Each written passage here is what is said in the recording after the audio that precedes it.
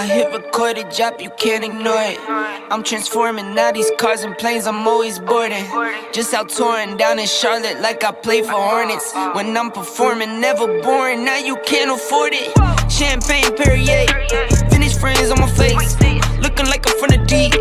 These no Cartiers, pockets deep, deep, deep, bro. I can make it in my seat, bro. Do you, I'm doing me, bro. Making noise, use a peep, bro. Whoa, I press the button and the doors go off like, whoa. That money clip us now, the new now looks like, whoa. Upgrade her diamonds, now her girlfriends are like, whoa, whoa, whoa, whoa. Neighborhood on the scene, neighborhood on the strip, neighborhood be the name, neighborhood no crib, neighborhood that's me, neighborhood that's Nick, neighborhood do the dance, neighborhood do the deal. Okay, thought I'd never make it like no way. I'm the real deal, no role play. My days off, that's no days. No, I hustle hard, young rose. E be the shooter, that's cold case. Those on the deals, that's brose. Got no pay, don't no say. Okay, this the news, tell them read it. Been the one since a fetus. Don't sleep on me, Tempur-Pedic. That's a no, no, no. Spending dope for no reason. Got a ball head, Mr. Cleaner. Heard the big bags overseas, then we gon' go, go, go. Whoa, I press the button and the doors go off like, whoa. That money clip us now, the new now looks like, whoa. Upgrade her diamonds, now her girlfriends are like, whoa, whoa, whoa. I press the button and the doors go off like, whoa. That money clip us now, the new now looks like, whoa. Upgrade her diamonds, now her girlfriends are like, whoa, whoa, whoa.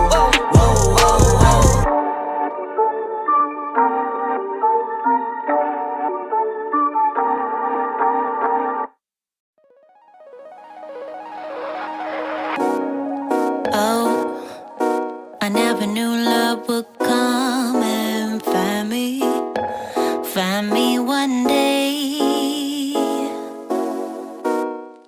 Oh, I never knew that you would be the one headed my way. Yeah. Oh, you caught me off guard and you took me by surprise. Oh, there's so many things that I wanna do. Do you? Can you visualize?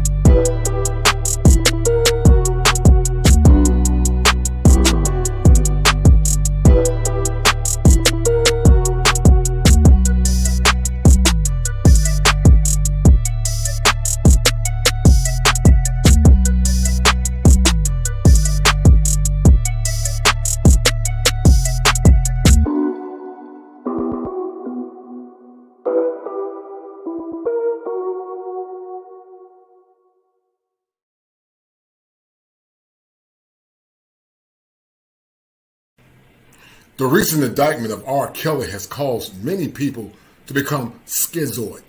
Schizoid is similar to a split or more or less contradictory or antagonistic mindset when a person cannot more or less set parameters around what they believe in.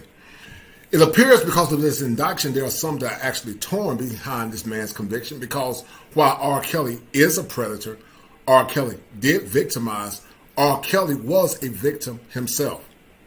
Why is it that R. Kelly has been more or less given what some consider to be a very harsh sentencing, but when others of the opposite gender are more or less minimized for the behaviors that they have more or less done?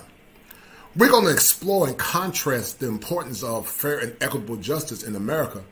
And while R. Kelly should be sent to jail, was the sentencing too harsh?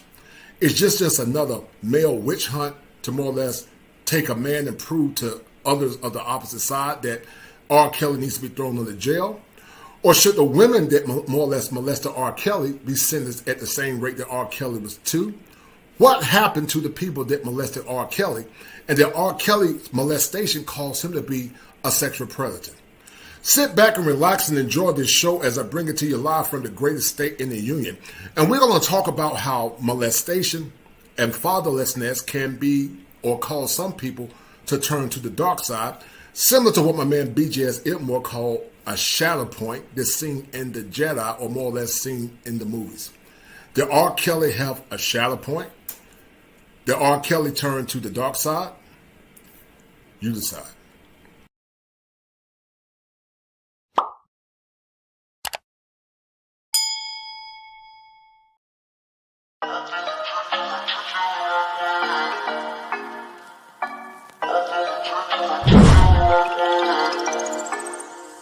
In the morning, you got me up all cause you need to talk. To 4 in the evening, wanna break up, say that you've had enough.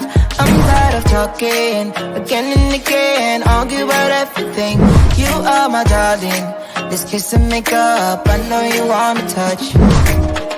You call me every night, call me every day, I just wanna get you alone now. Trust me when I say, we gon' be okay, we just gotta boom bada boom ba. I don't wanna fight, you know that I'm right. Baby, let me talk to your body. We gon' be okay, hear me when I say.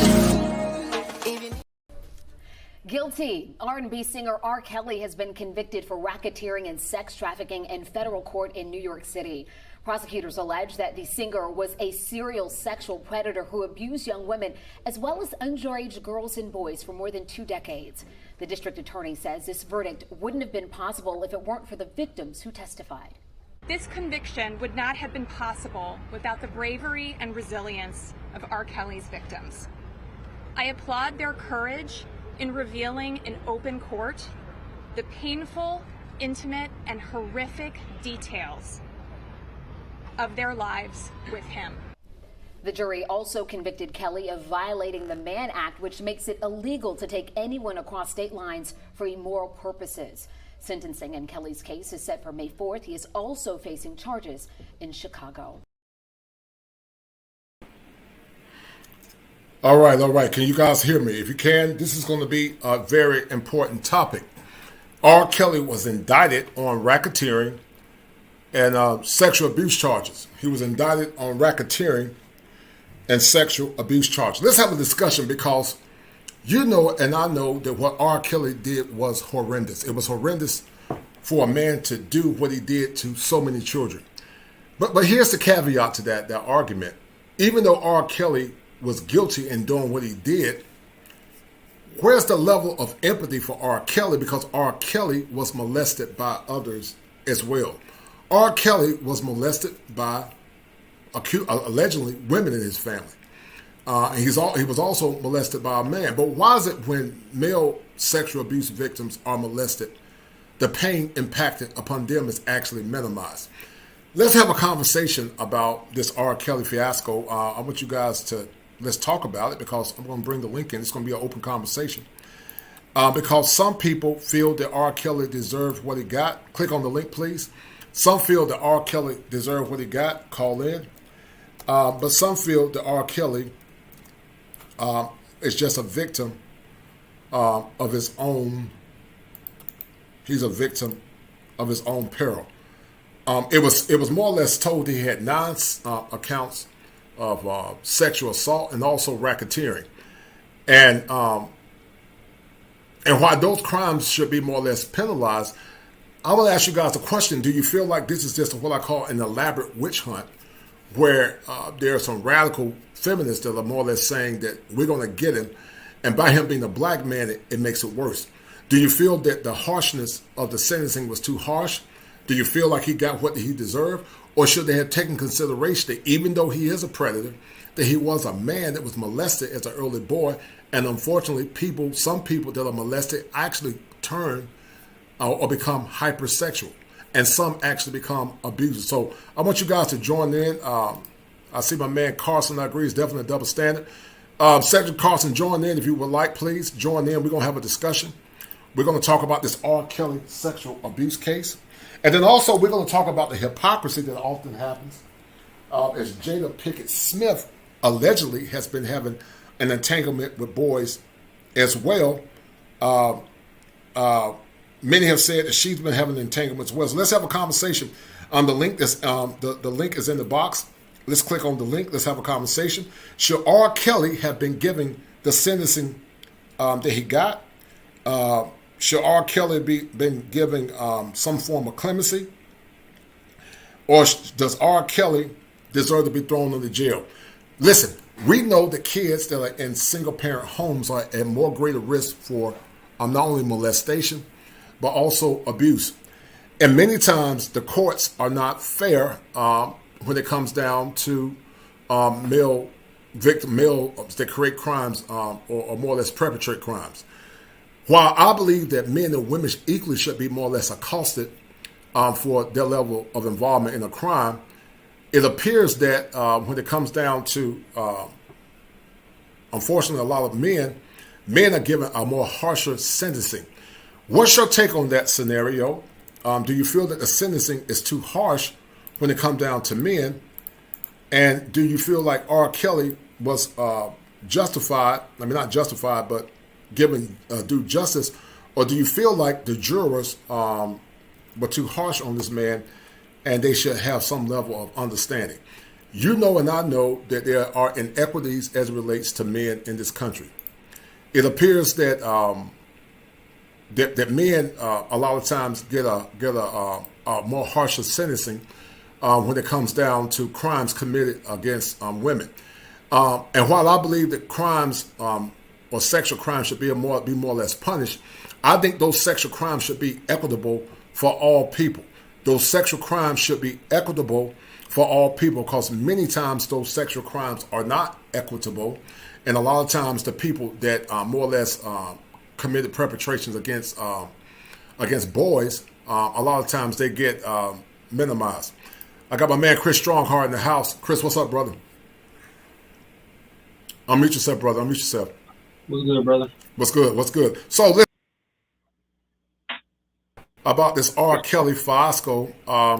What's your take on the R. Kelly fiasco? Trying to do several things at one time, trying to be the host and the technical guy. But what's your take on this R. Kelly fiasco? Should R. Kelly be thrown into jail? Should we have some level of mercy because he was a victim that went on to victimize others, that went on to become a sexual predator? As I said earlier, every person that becomes sexually abused does not turn to a predator. But there are some that are abused that do become predators, and they turn to the dark side after they have more or less had a schizoid or a splitting. What's your take on it, brother? Well, personally, man, my take is that this whole situation has been crazy. I mean, I think it's a little wild how they bring it up. They're resurfacing this situation. Now we're getting back in the whole R. Kelly situation. But, I mean, this is a tough one, man. This one, because I actually have been thinking about my real solid opinions on this. I think that obviously that what he has done, he should definitely pay for it. There's no excuse for, the crimes he's committed. Should we have pity on him to some degree? I don't know. I mean, because based off of the information that we have and everything that stories have come out, how he has had a pattern of this type of behavior, I'd say that we're more or less at the point to finger at everybody who's been enabling him to do what he's been doing. Because there was a lot of people who knew about what was going on, and people wasn't really talking. Plus, we got the information that some of these parents were like offering their kids up to get caught up in that nonsense, so they could have like deals and make headway as far as becoming like stars or having their children become stars and celebrities and stuff. So to me, man, in my opinion, this whole little cycle is just it's sick, bro. Like it's one of them things where it's a tough one. So I say that R. Kelly should be at fault, but we should also hold account everybody who enabled him, and also we need to hold those parents accountable too. What do you mean by enablement, Chris? You talked about the enablement. What do you explain to the audience what you mean by that? Well, basically, word has come out that it's like there are people around him who more or less knew what was going on, and they weren't doing nothing, right? They weren't doing anything. They were essentially just being bystanders. There were parents who were like offering their kids up. You know what I'm saying? All kind of disgusting stuff, man. Like just stuff that's completely inexcusable. And I mean, there's all type of little dirty information going around about what was really going on and who had stories about what he was doing, showing up to the schools. You know what I mean? Some of these parents were aware of it and they turned a blind eye. You know what I mean? Some of these mothers were offering up their daughters so they could get closer to R. Kelly as far as be a part of what he had going on, and not caring where their children are and just letting their young daughters go out there with him, and then not bringing proper parents about it. Essentially, just kind of letting him roam free with their children. Right. I mean, that's disgusting. You know what I'm saying? So, and there's a lot of people behind the scenes who were just kind of like, yeah, we know what he's up to, but we just keeping it like low key or whatever, man. It was just it's crazy, man. It's crazy. So it sounds like to me that you believe that many people enable R. Kelly in his pathology. Is that fair to say? Yeah. And I tend to agree with you. It's almost like there were some that wanted the benefits and the money and the fame associated with R. Kelly. But at the same time, they're trying to play the role of the victim. And listen, I'm going to say it loud and clear. I'm not justifying what R. Kelly did to those victims. I'm not. But there should be a compelling level of more or less of indictment against the ones that played a role in trying to make their children famous and allow this man to become the predator that he is. Because you're correct. It does appear that a lot of people enable R. Kelly in his pathology. Cool Breeze said, if you do the crime, you need to do the time. He should have gotten help or therapy early on in his life. Maybe he wasn't going down that route. And I think Cool Breeze, while that sounds good in theory, that's true. Many people of African ancestry see therapy or don't see therapy as a necessity. Many minimize it. R. Kelly grew up in the inner city without a father. Probably didn't have the resources, and he probably didn't tell his mom that he was molested. But R. Kelly was not only molested by women, but he was also molested by a man. My question, Chris, and to the audience is that why did those women that molested R. Kelly go to prison as well? Because it's a double standard. We already know that. I mean, especially back then, when R. Kelly was obviously at that age. I mean, if you could imagine as a young man trying to say, hey, these women touched me, like who's really going to take you serious? Like, we already know that that's a very big stigma in our community, but also as far as like being men as well. Like trying to come out here and say that, oh, some woman touched me or I was raped or whatever like that. As a man, we already know that that's a double standard. So I'm sure that the pressure was building up for him, and they, they say that when the pressure builds up, it's going to release somewhere. So I kind of feel like the way he acted and the way he went about going in his life is him kind of almost like lashing out from the like psycho trauma, what happened to him when he was younger. So it was almost like an adverse reaction to what he had been through. You know what I'm saying? Not that that's an excuse on any level, but could it have been stopped? We don't know. You know what I'm saying? But we do know that he was enabled. And by enabled, I mean that there are people who knew what was going on, who had the power to say something and do something, and they kind of just let it roll. They just let it rock. And it's sad to say that, but when you have even the parents being involved on what's going down, I mean, it's you know what I'm saying? It's sad to see that in our community we would allow something like that to continue to go on, and just because of who he is, they would allow that to keep going, and they would say, let's get the benefits out of this. Oh, let me offer up my daughter. Like, yo, that's just so out of left field and should not be tolerated.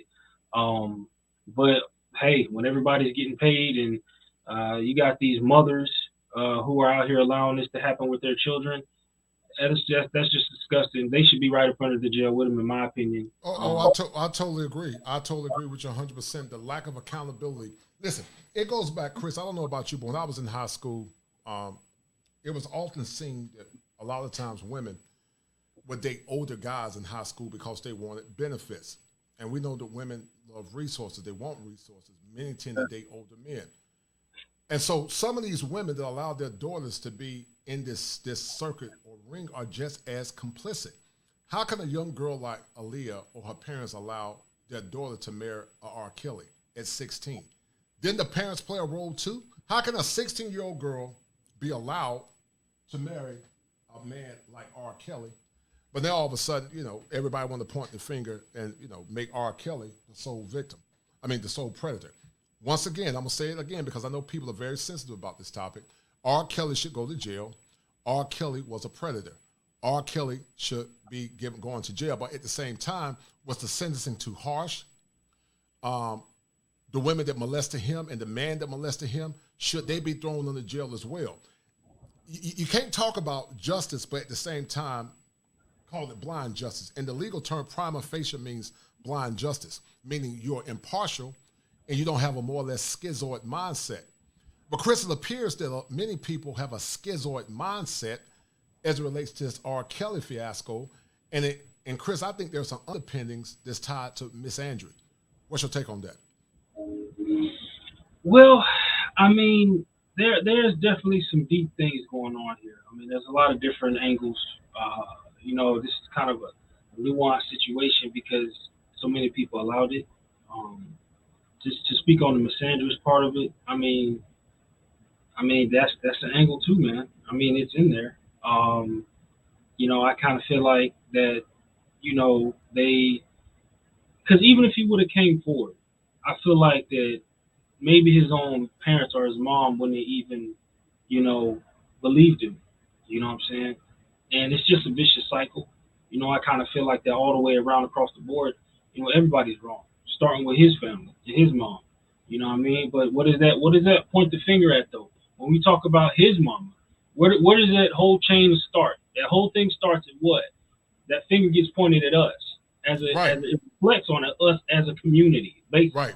So once again, we'll start to come back to the same problems, the same issues. The culture's bad. We have issues with families. Fathers not being in the homes because the same cycle that a lot of us keep talking about with all these talking points of how it all comes back to the same vicious cycle. And this is just a part of the fallout of the result of fathers not being in the homes, these women who are selecting these men to be, and I did say selecting these men to have their children, and the result of what happened when they essentially voted or elected to choose the state or the government over having a black father or black men in the household. This is the nuclear fallout from the same vicious cycle of the cancer that has been the so-called black community.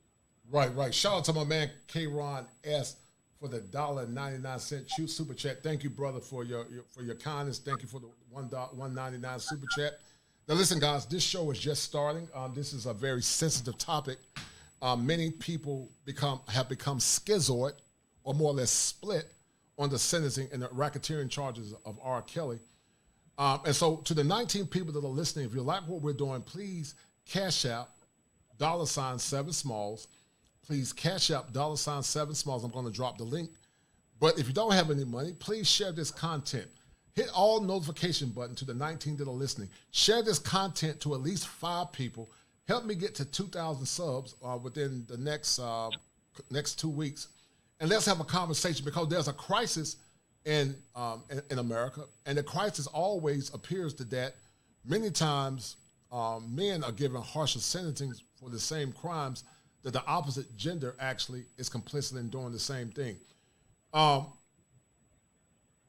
When I heard the story, Chris, about R.Kelly being molested by the women, it made me wonder, because R.Kelly, before he became a monster, really was a good kid. He was a good church-going kid. He was very talented. But when R.Kelly became molested, R.Kelly suffered in silence. And many times, Chris, when the kids actually tell their mothers what happened, they either don't believe him or they respond harshly. What is your take on the aversion that actually happens when these children are molested? And why do sometimes the mothers that more or less knew that it happened actually turn the blame back onto the child?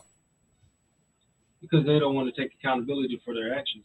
As far as they don't want to take accountability in the fact that now they have to do something about it. See, that's the thing, is now that there's a call to action when your child tells you, hey, there's an issue, I'm having a problem with such and such within, the family or whatever, somebody, touched me, uncle this, cousin that did something to me. And for a black mother to disregard that says a lot about her character, because she would rather not deal with the reality or have the accountability to say, I need to do something and I need to act and I need to get to the bottom of this. Because I'm going to go back to it. If there was a strong man in the house or if his father was there, and honestly, I don't even know, but all the evidence says that his father wasn't in the house. But and that's what I'm saying, because if his father was in the house, he'd be on a warpath, looking for who and whatever did what, getting to the bottom of it and solving the problem. See, that's what I'm saying. Men were problem solvers. Women generally, when they're put up against the wall, they rather lie or try to sneak their way out of it in that type of situation. If they're the type of woman who does not want to take accountability, it is within her trait of basically lying and trying to snake their way out of situations and trying to essentially buck the system. Instead of doing the right thing, they'd rather cover up and find different ways to do things instead of, going straight on into it. But that's a man's position. That's generally a man's position, to get in there and be the tip of the spear for the family and the household. But when you don't have that tip of the spear and you just have his mother who is just operating on her own laurels, what happens? It's called chaos. It turns into chaos. There it is. I totally concur with you, man. It's definitely a level of chaos. And I think you've seen that chaos continue to more or less manifest itself more so now than they ever been before in human history. Right now, Chris, over 73% of children are born in single-parent homes. I think almost 60% are born out of wedlock. With the rates that are precipitating, it's no wonder that there would be more sexual abuse and molestation cases by children, because a lot of the kids don't have the covering and the protection that they need.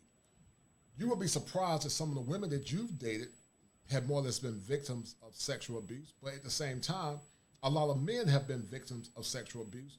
But a lot of times, women that abuse boys, they say it's a rite of passage for the boy, but they don't understand that sometimes these boys that have been molested or had their sexual nature charged at such an early age actually can objectify women, become confused about sex, and also become very promiscuous or very hypersexual. Mm-hmm. The same thing that happens a lot of times, Chris, to boys that are molested. Sometimes the molested becomes predators. But we don't look at it from a clinical lens. We look at it through the lens of emotion, and we just say, well, he needs to go to jail. He's a predator. He's whatever. But we don't look at all the factors that made R. Kelly. If R. Kelly grew up in a home where he had a strong father, a loving mom, do you think R. Kelly would turn to the man that he became? I would have to say that statistically, the outcome would be dramatically different. It would be right. This numbers say that would more than likely would not have happened. And like you just said, is that for a older woman to kind of mess with a younger boy is like you said, seen as a rite of passage to some degree. But you said, what are the ramifications of that? Oh, well, look, now we have this hypersexualized young male black child, but guess what? That's normal, because that's what we're known to be, these sexual deviants who don't know how to control ourselves. You know what I'm saying? So look at, once again, there's the cycle. You know what I mean? So these young men who are out here you know what I'm saying, can't control themselves, or essentially like lusting after women, chasing after women. It's all about how many, you know what I'm saying, young ladies you can slay in the bedroom and all this other stuff.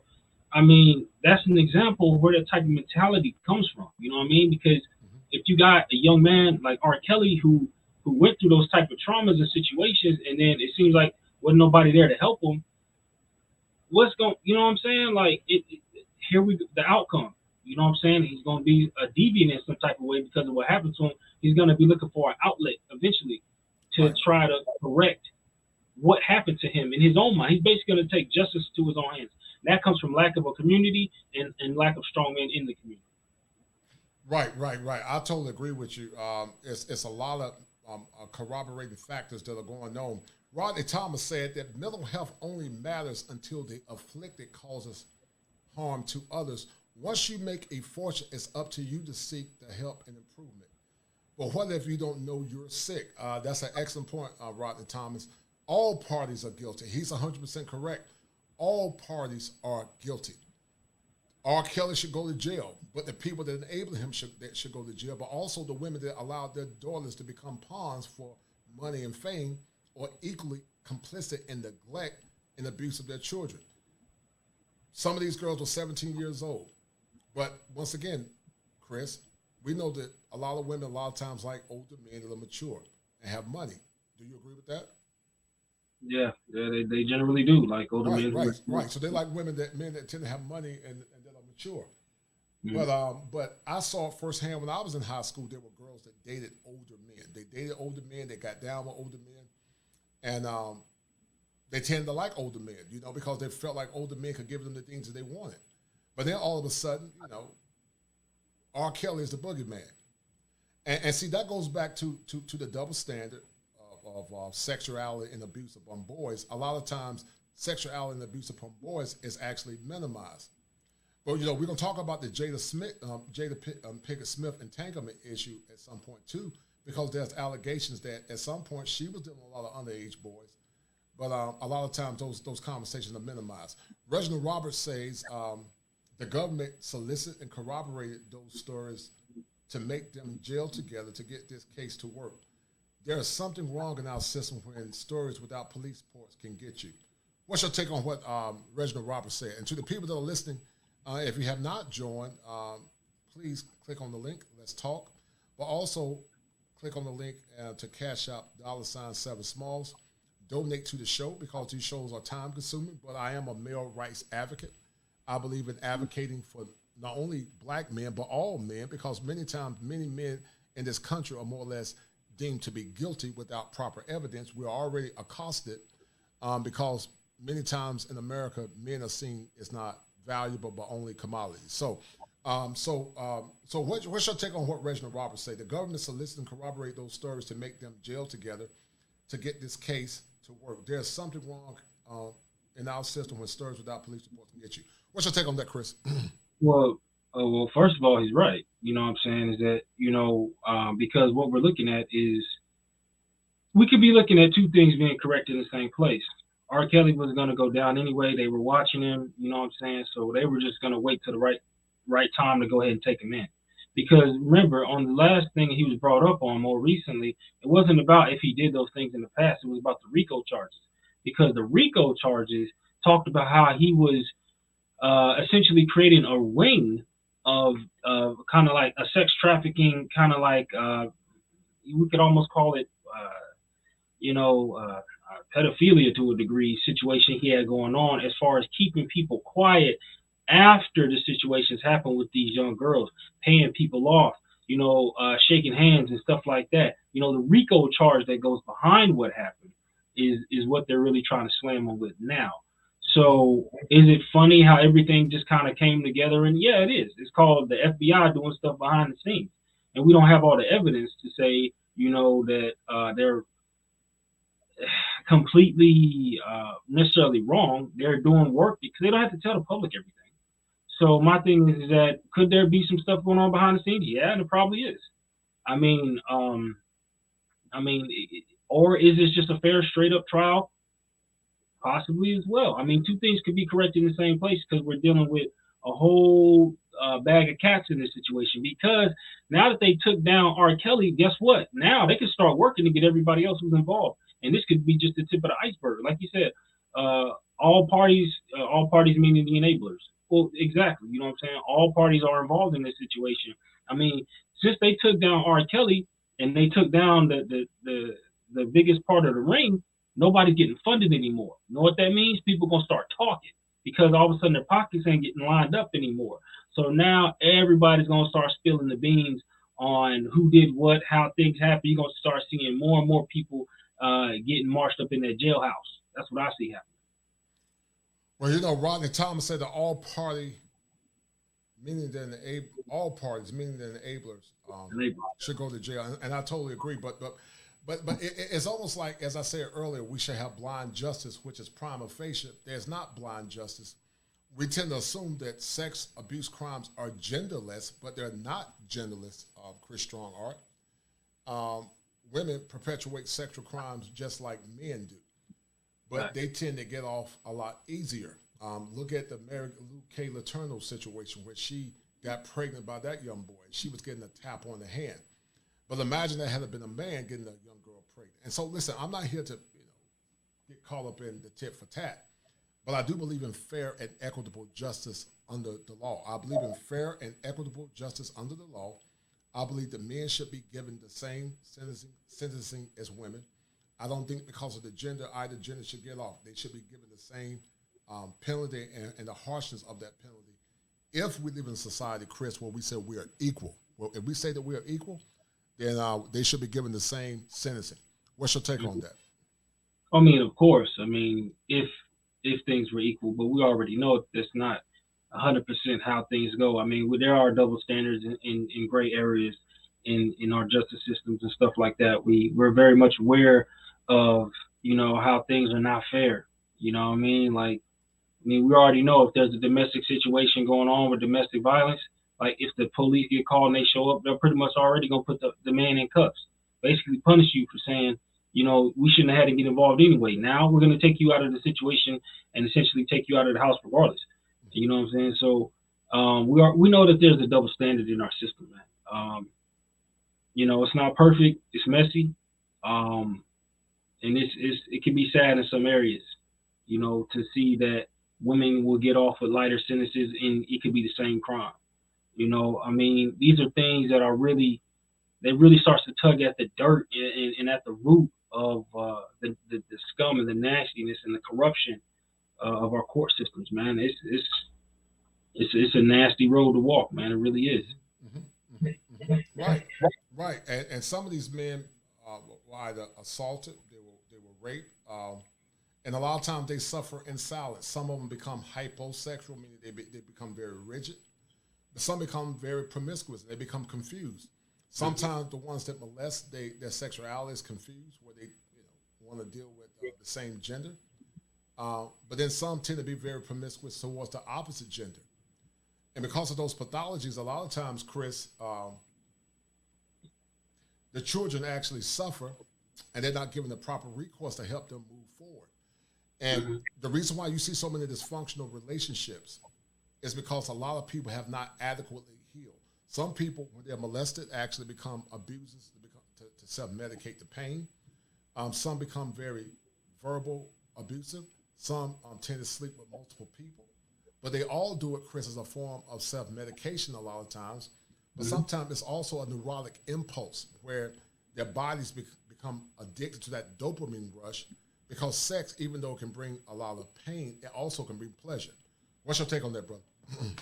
No, I mean, you definitely did on, man. Like I said, people will lash out and try to find an outlet to trauma. It's almost like a form of self-medication. I mean, like people say, oh, you can get addicted to certain things like that, or you'll get addicted to this, you'll get addicted to that. Well, if you have addictive personality anyway, or if you have something that's not quite right with you mentally that you haven't dealt with in your past, or some people call it doing shadow work, or confronting your fears, or confronting your demons, whatever people call it. If you haven't done the necessary work to be an upstanding person, it's gonna lash out. It's gonna come out. It's gonna eke out eventually somewhere down the pathway. You're gonna find an outlet to say, oh, this is subconsciously correcting that thing that happened to me when I was a child. and you're not even aware of it because, like I said, it's subconscious. So your subconscious is getting satisfaction on a deeper level that goes beyond your current understanding of what's really happening with you, which is why it'll get addictive because you're not really in control. The foremind, the conscious, the foreconscious is not really in control. The subconscious is in control now, and you're operating on a whole different, operating system because you're not fully in control of what's going on with you. You know what I mean? So that's why it can be very scary for people who have those addictive personalities. You know what I'm saying? You can be whatever addict, you know what I'm saying? Put a name to it. But usually the reason people become addicts is generally because they're correcting something that has been an underlying issue with them, and they're finally finding a release that scratches that itch that's been bothering them for so long. And then just imagine if you haven't been able to scratch your back, or there's a spot where you can't scratch and you can't touch it, and then finally you get relief where you've had pain. It can become addictive if it's not properly taken care of or recognized as an addiction. You know, Chris, I asked you earlier, is this another form of a male witch hunt to show that, okay, we're going to stick it to the bad men, almost a witch hunt for punishing R.Kelly because he's a man. What's your take on that, man? What's your take on, him getting punished just because he was a man? Do you think there's a level of misandry? And before you answer that question, shout out to my man, Brother Tim. Thank you, Tim, brother. You always come through as a moderator, man. Much love, brother. And Tim, do me a favor, man. Share this content with as many people. It's 21 people that are in the chat. Share this show with at least 5 people because there's a crisis in masculinity. There's a crisis in sexuality. Many boys have been abused, and a lot of times their victimhood goes undiagnosed. They suffer in silence because we tend to minimize the pain of boys that have been abused.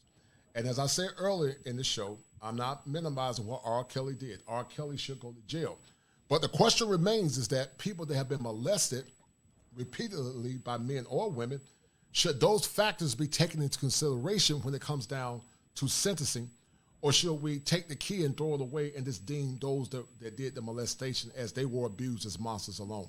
MK said that pathology of abuser within the community is sad. I totally agree, brother. Black man.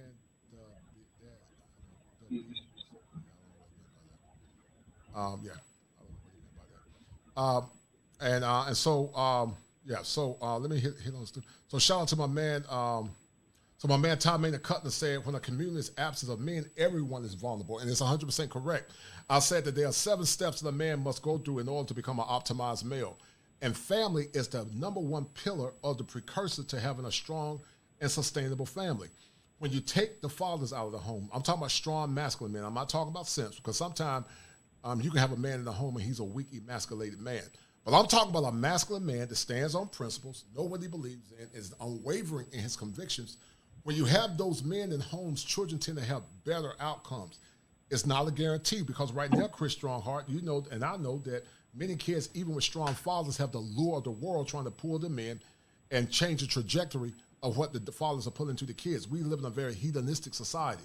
And so Rodney Thomas said, I can be here all day, guys, but he got to work. Okay, that's good, brother. Still listening, though.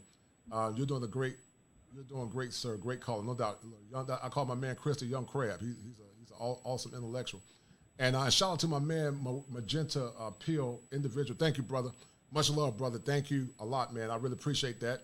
And to the 23 that are listening, I know you guys are working. Thank you for joining in.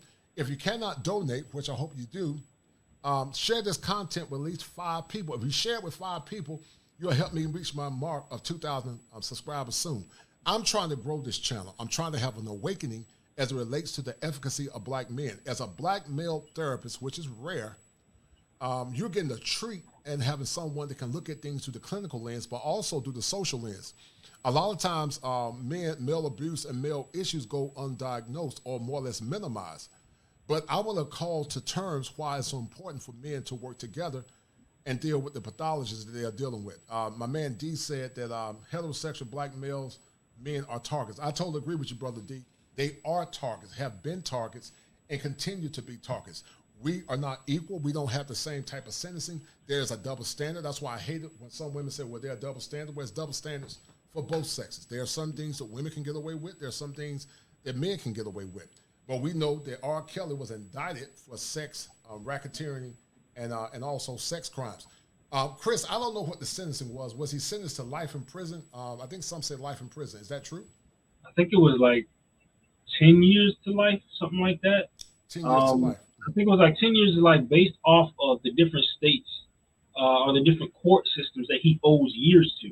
So he has one trial that he has to deal with, get a sentence, another trial he has to deal with, get his sentence, and then, you know what I'm saying? So he has to line up all his sentences.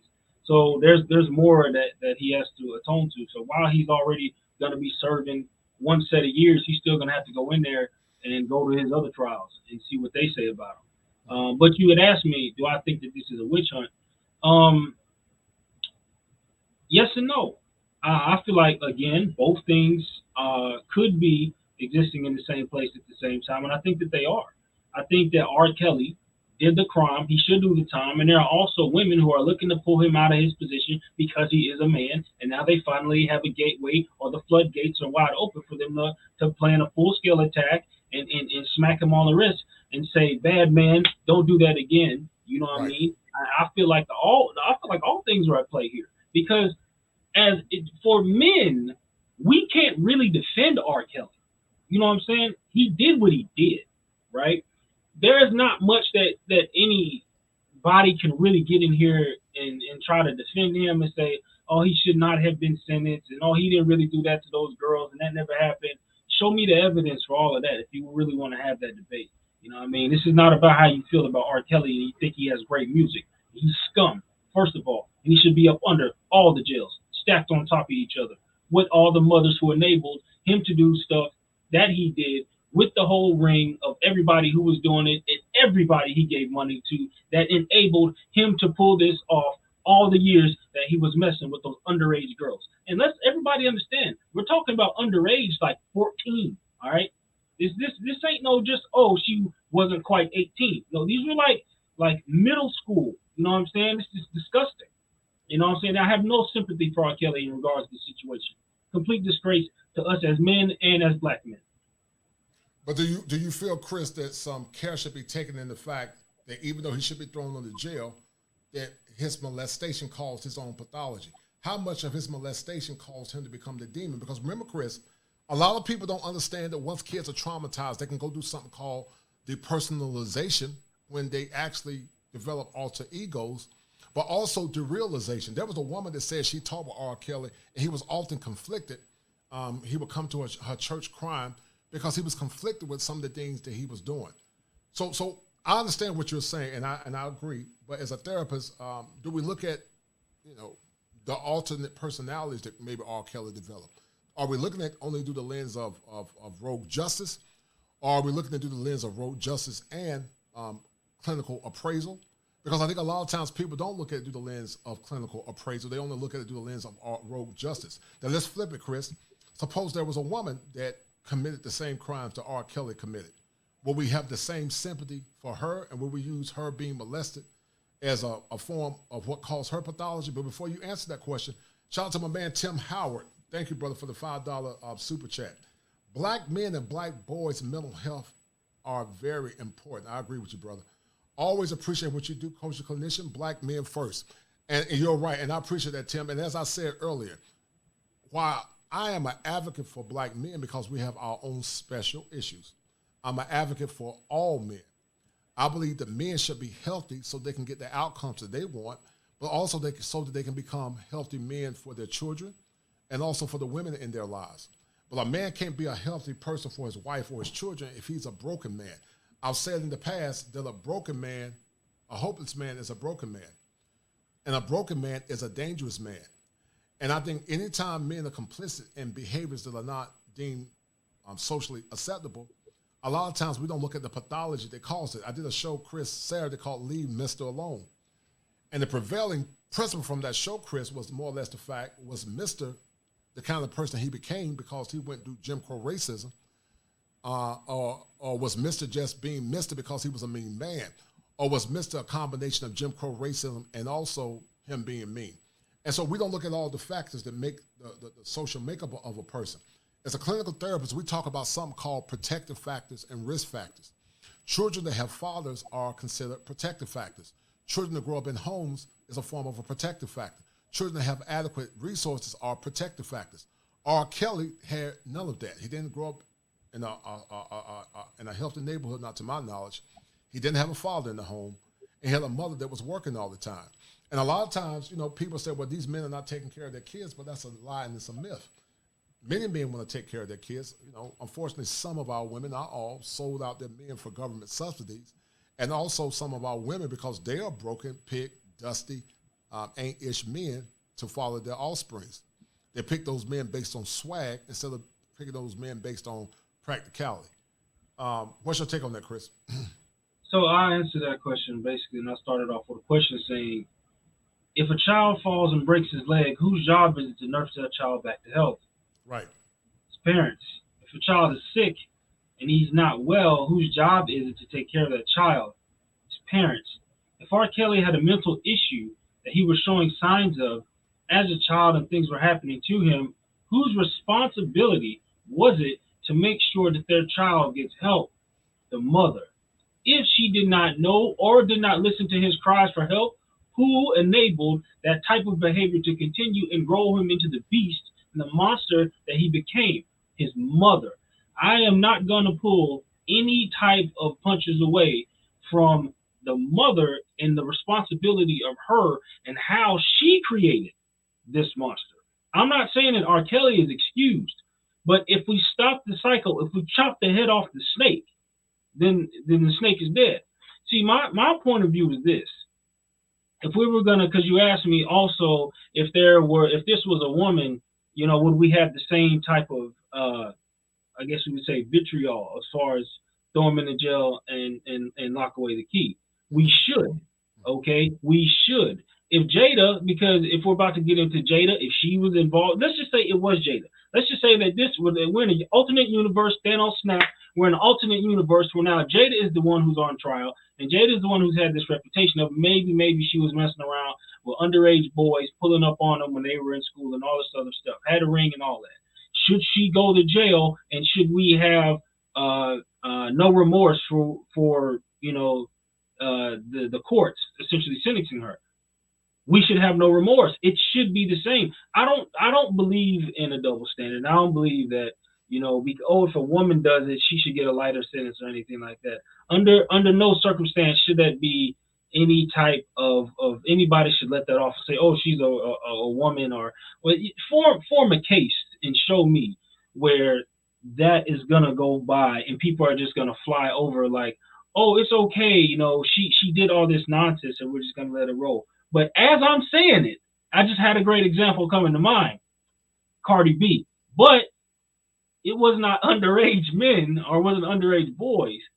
But there is a lot of nuance in this, and actually to kind of add on to what you're saying, an example of Cardi B admitting to what she did does speak to how we can just kind of turn a blind eye to certain things if a woman was to do it, depending on the scale of what it was, right? I mean, we could kind of low-key be comparing apples to oranges here, but I'm going to circle back and still say that if a child is sick and if a child is in need, it is on the role of the parents. Basically, I'm saying his mother is no good, and y'all can tell him I said it. No doubt. I respect that, man. I respect that. Tim Howard said that R. Kelly parents failed him, and I concur with that. He was definitely failed. I don't believe R. Kelly was born R. Kelly. I believe R. Kelly became R. Kelly, Chris, because he became schizoid. And schizoid is tied to schizophrenia, where there's a aloofness or a splitting of the mind, but also schizoid can be tied to more or less when the person has been traumatized. That breaking point, that splitting in clinical therapy, a lot of times is associated with dissociative personality disorders. And a lot of times people develop alter egos to help them deal with the trauma. I believe that R. Kelly developed an alter ego. I believe that he developed an alter ego. I believe that R. Kelly, when he was imprinted, went to the dark side. R. Kelly had a shatter point. And I believe that shallow point when R. Kelly started taking on the same role of the person that molested him. What's your take on that? I do believe that people build alter egos all the time, either on, you know, small levels or big levels. It depends on the amount of trauma they've dealt with will kind of result into how big. If they would create an alter ego, how far are they going to go under that alter ego? You know what I'm saying? A case in point example, Beyonce. Beyonce's image was this low key before. I mean, when she was a Destiny's Child, you never heard any real drama about Beyonce. You know what I'm saying? She was pretty much quiet. You know what I mean? She wasn't really, you wouldn't even really hear nothing too much about her, or she wasn't trying to have an image of like a wild person.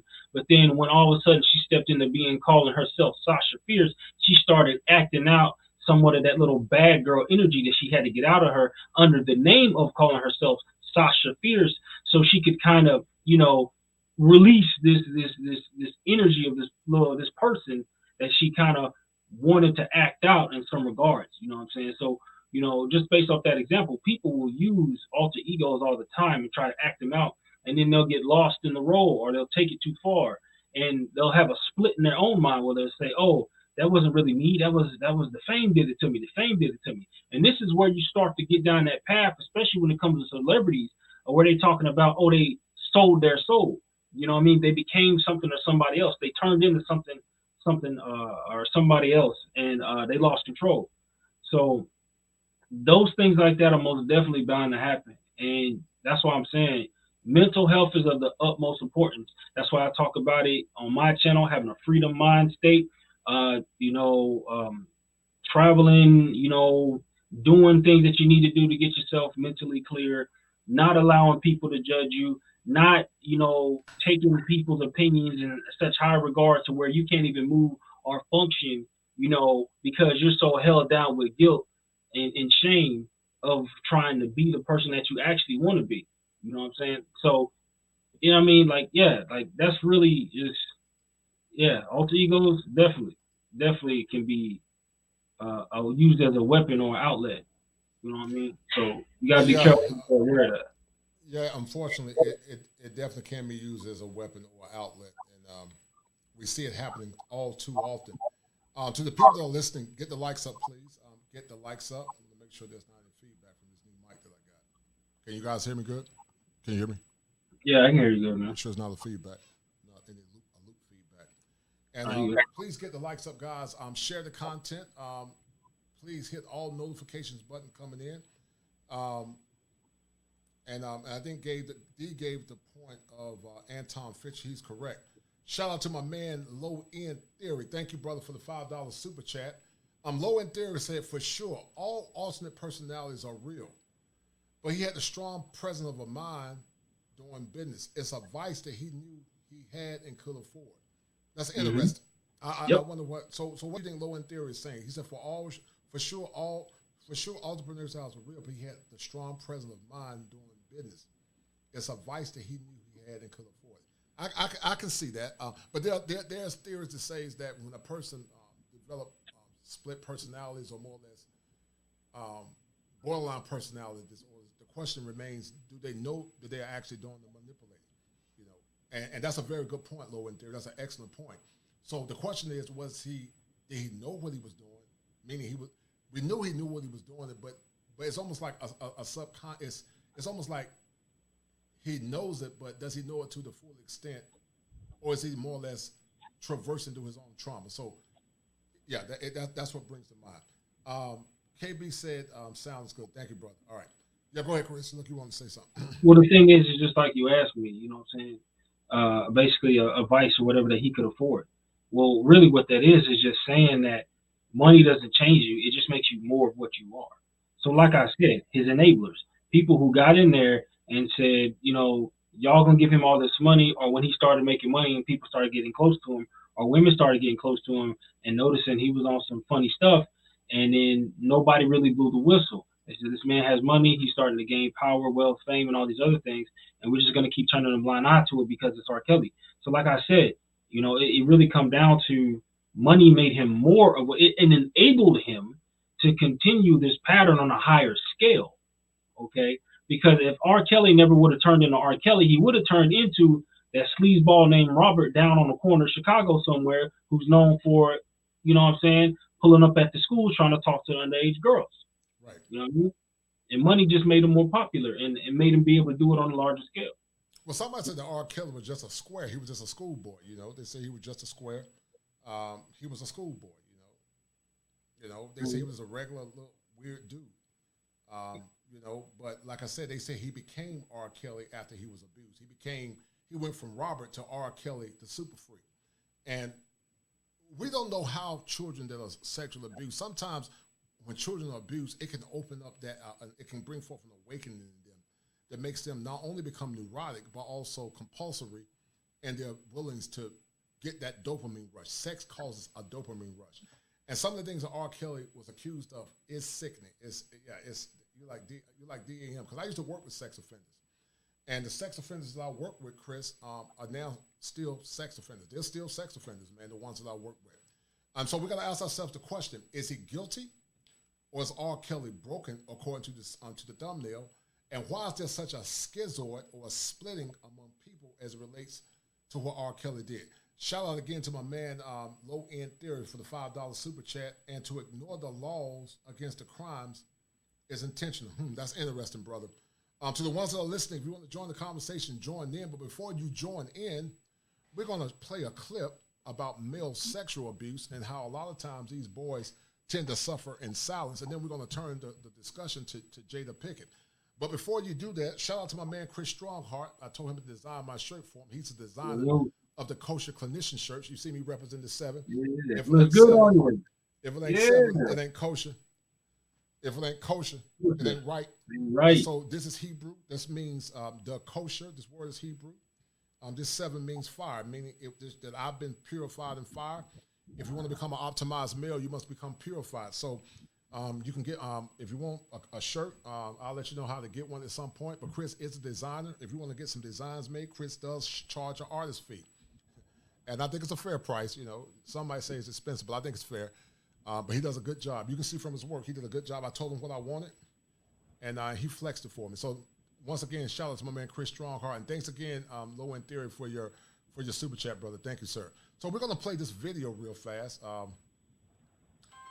and I want you guys to tell me what you think about what's going on. Can you guys hear it?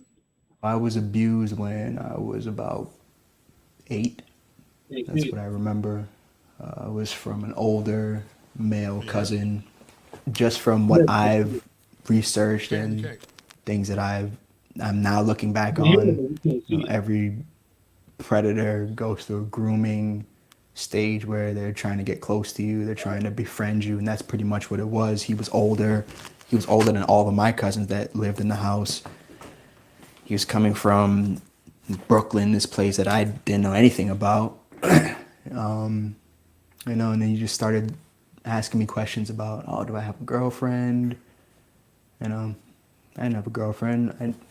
I like girls. I saw some pretty girls in school, but I didn't know anything about girls or, anything like that. So it started off as, something grooming like that. Oh, hey, sleep in our room tonight. It was him and his brother, and my other cousins were all in their own rooms where we used to sleep together in the same room. Me and my cousins that grew up, like, we would share the same bed. And that was normal. So, you can sleep in my room. And I was like, oh, okay. This is a new cousin I never knew. And then it just slowly began to get sexualized. Like, have you ever kissed a girl?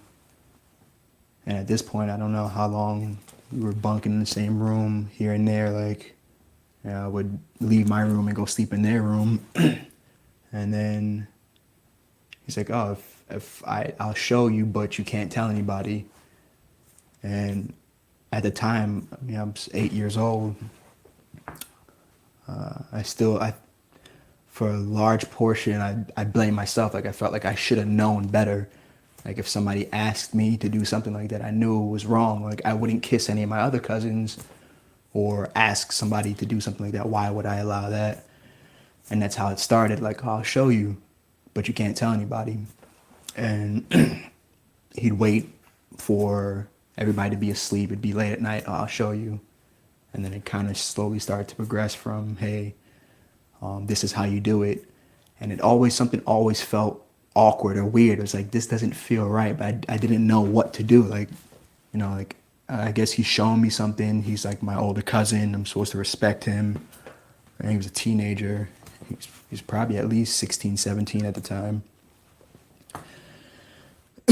But I didn't know what was happening. And then it just slowly began to get more sexualized, more abusive. Him asking me to do things to him, then him doing stuff to me. Then it became almost like rape at that point. And I remember at one point, he was abusing me and his brother at the same time, like trying to make us do stuff to him and vice versa. And I remember specifically one time he was asking me, or he told me, I'm gonna suck your dick or something like that. And I remember I couldn't do anything, but I was so fed up at that point. The only thing I could do, I was 8. I was like, I'm gonna pee on him, or when he did that, I would pee on him or pee in his mouth or something like that to stop him. That was the only way I can stop him from doing what he was doing. And he stopped. But I remember him being so angry. Did you pee on me? Did you pee? And I was like, no, I didn't. But when I realized that he stopped, and that made him stop, like whatever that grossed him out, he was like, all right, I'm done. I'm not doing anything else. That's when I realized I can actually stop him from doing what he was doing, but I couldn't physically do anything to him. That was the only way I could. All right, so as you can tell, that was very graphic. What happened to this young man, and this more or less goes back to the point that a lot of times boys that have been victimized often suffer in silence. They don't have anyone to hear them. They don't have anyone to share their pain. They don't have anyone to help them deal with their resolved or unresolved issues. And so when you hear these stories, it brings us to that point of recollection. When R.Kelly was molested by the women and the men that molested him, did he go talk to anyone, or did he think it was normal? Did he feel guilty, or did he think what he did was good? Did he feel bad? That's why he didn't tell anyone. What's your take on that, Chris? And then to the ones that are listening, you want to join the conversation, please join the conversation. But before we join the conversation, get the likes up, share the content. If you have not donated, donate to Cash App $7 Smalls. That's Cash App $7 Smalls. Thank you for what you guys are doing. But I wanted to touch on this subject because I got to go to work at some point to see clients, but I wanted to touch on this subject because we tend to see R. Kelly as a predator, but was R. Kelly a victim before he became a predator? So, Chris, when you hear the story of this young man that was groomed by his cousins, what did you get from what that young brother was saying? Sad, unfortunate situation. I didn't hear about him starting no ring of messing with underage girls. So, I mean, you asked me, did R. Kelly, if anybody listened to him while he was going through his situation, well, we'd have to ask, was he telling anybody? Did he talk to anybody? Like I said again, that's kind of like we'd have to have the evidence to say that he never said anything about it. And all of a sudden he just became R. Kelly, and then he started doing all these things, and then it all stemmed back to when he was a kid. I feel like that things that happen to, let's just say, in regards to things that happen as far as people who are suffering some type of traumatic experience that happened to them when they were younger, that's an unfortunate situation. But it does not give them a pass to become a monster. It doesn't. You know what I'm saying? Whether they told the parents or not, if they did, that's on the parents.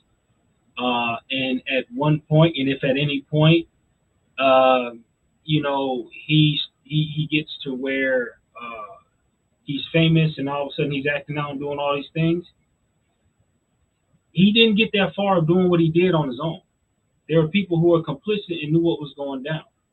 You know what I'm saying? Yeah, there's a lot of like I said, compliance that happened in regards to this situation specifically. In this situation specifically, there's a lot of things that enabled him and things that were complicit in allowing things to get to where they went with R.Kelly. You know what I'm saying? So, like I said, it's unfortunate. We can point fingers at what happened when he was a kid, but at some point, you know what I mean? You know right from wrong. All right, that don't give you a pass. And, no, I agree with that. I agree with that. I totally agree with that. Yeah. So I agree with that. Only thing I'm saying is that should those factors have been taken into consideration, that R. Kelly also was a victim of molestation. That's the question. Well, let's say that they were taken into consideration. Would the outcome have been different? What do you mean by that? If they were taken into consideration. You mean the outcome of the sentencing? That's what you mean? Yeah. And in the outcome of him being who he was and turned into. Let's say it was taken into consideration. Would it have changed anything? You know what I'm saying? Yeah, once again, you saying for the sentencing or for the behavior? Which one? We could go both, but in this situation, we'll stick with the sentencing aspect of it. Let's just say that, oh, well, he was molested when he was younger. Okay, 10 to life. Bang the gavel. He's done. Like, you know what I'm saying? So, like I said, it's like if they did take it into consideration, does that change the outcome of what happened and the fact that he still committed crimes and the law is still going to be the law at the end of the day?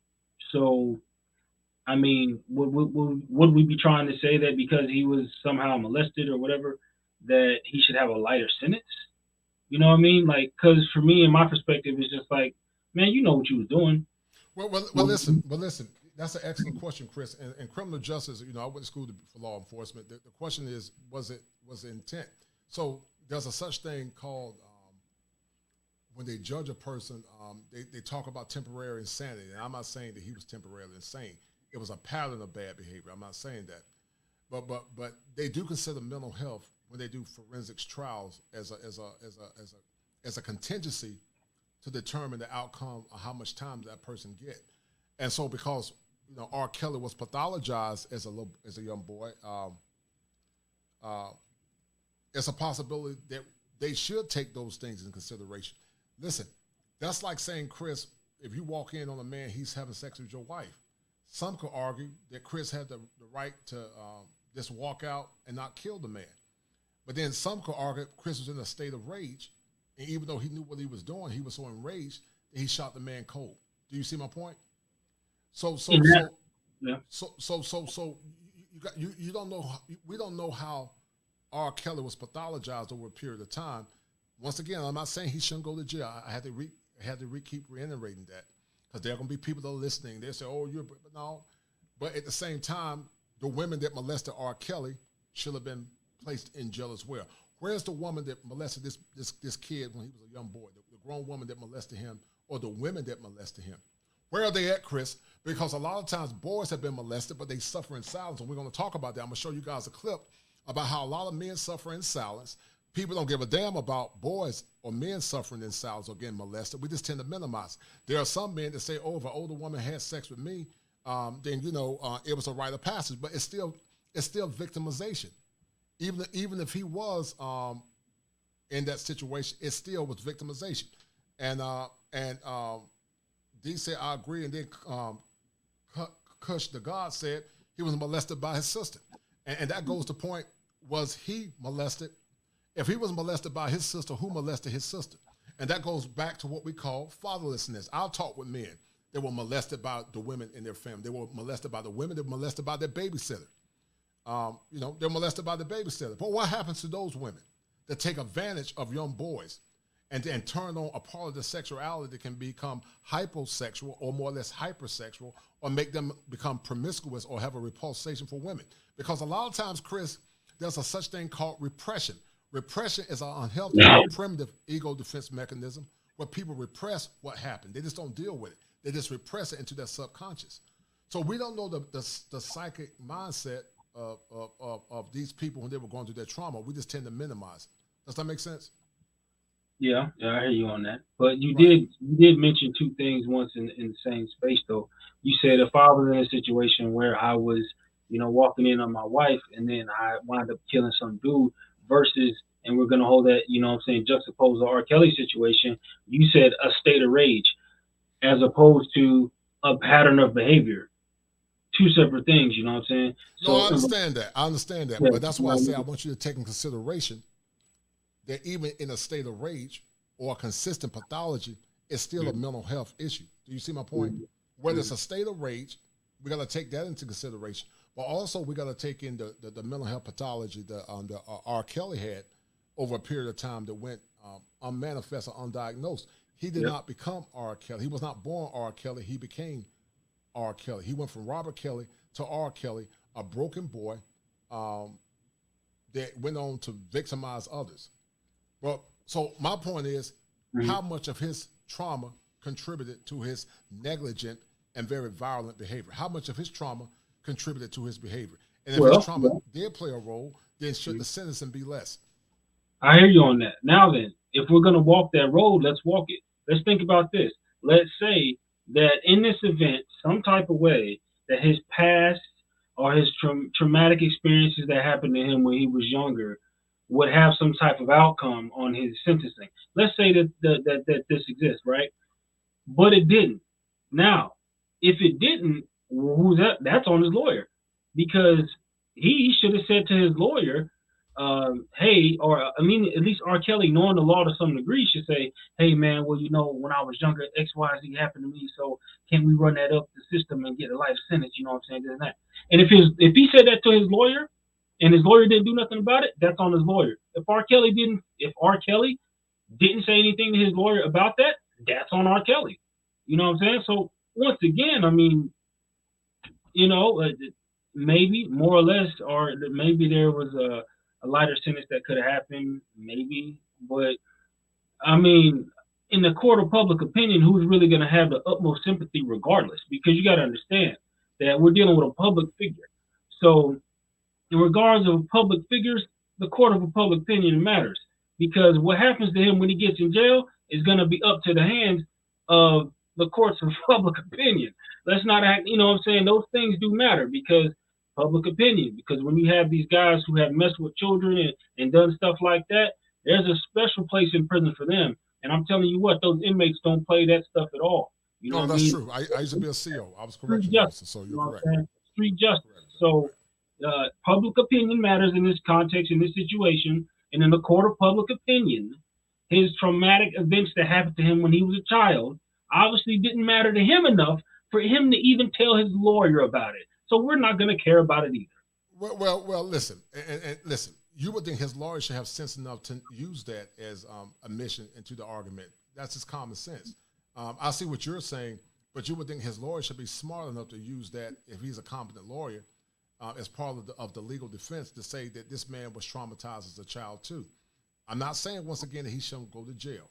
I'm not saying that he shouldn't be penalized. But what I'm saying is that, listen, I think it's a combination of a male witch hunt, to women that have been more or less traumatized, and they're saying, damn it, now we're gonna get R. Kelly. R. Kelly symbolizes all the men that violated me. Anytime you got Gloria Allred at the helm of it, you got to always look at it through the lens if it's true justice. Mm-hmm. And so it's so many different factors. You got people on one side, that's why I call it a schizoid, where I can see R. Kelly as a person that suffered in silence, and he was probably struggling.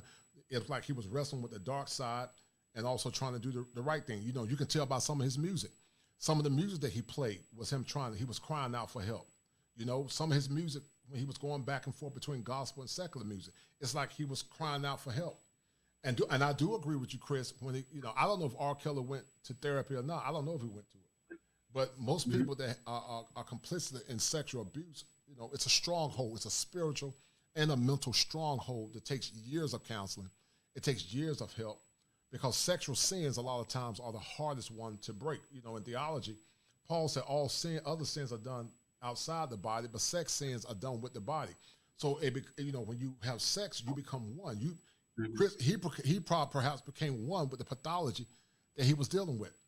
But we don't want to talk about that, Chris. We don't want to talk about how sex sins or sexual crimes carry a greater impact on the psyche and the body of a person versus the physical. Hold tight.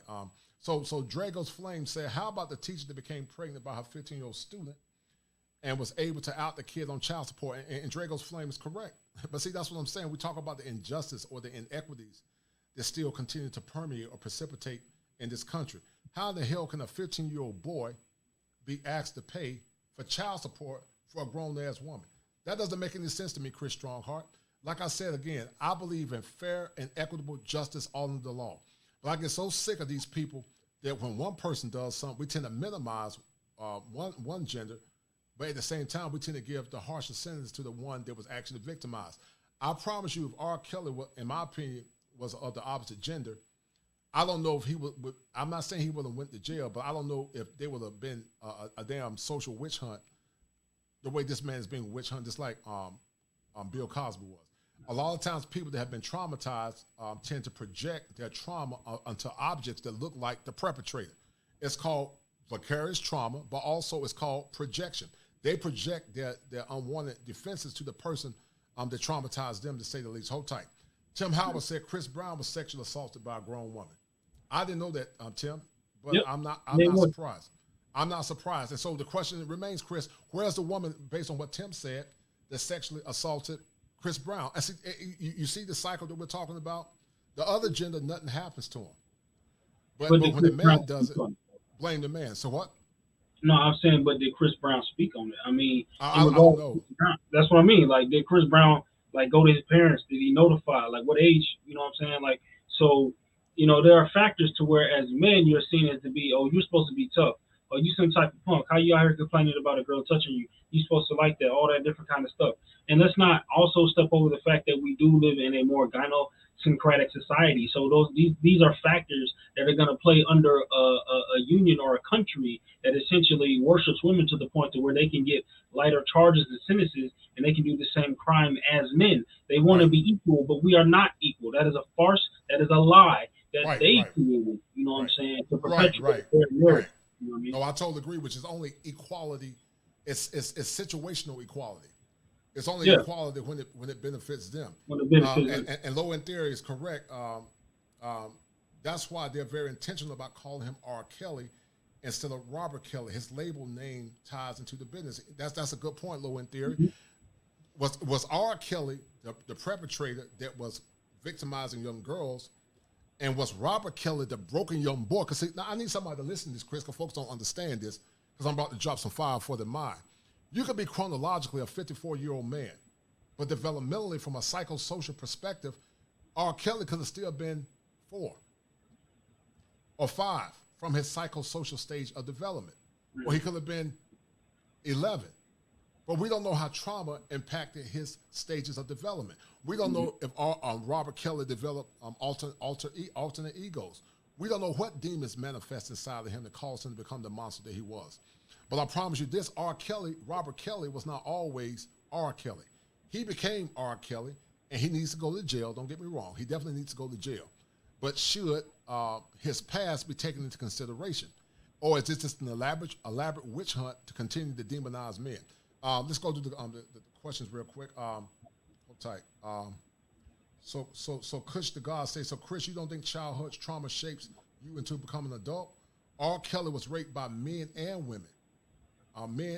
Family members as a child that could tie back to his wild sexual appetite. I agree with that, Kush the God. Chris, what's your take on that real quick, brother? I didn't say it didn't. I never said it didn't have a factor.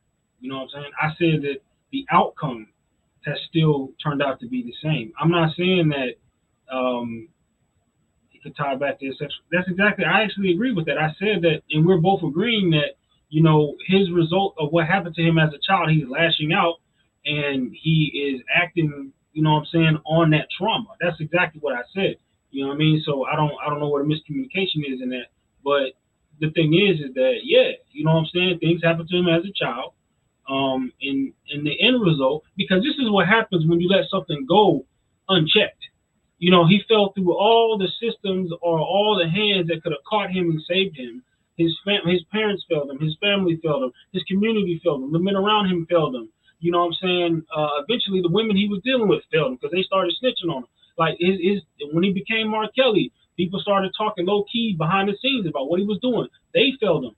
He had that many opportunities to stop, and he was in control, because this is where we get into the context of he didn't have control of what he was doing. You know what I'm saying? We start to walk that road, and I'm gonna disagree with that, to say that there's a point to where you can determine right from wrong and say, no, I'm not gonna do this. This isn't right.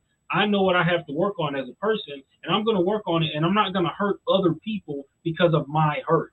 That does not give you an excuse, okay, to do those type of things. Now, does what happened to him play a factor? Of course it does. I mean, that's obvious. That's surface. We know it plays a factor. But could he have gotten a lighter sentence? Possibly.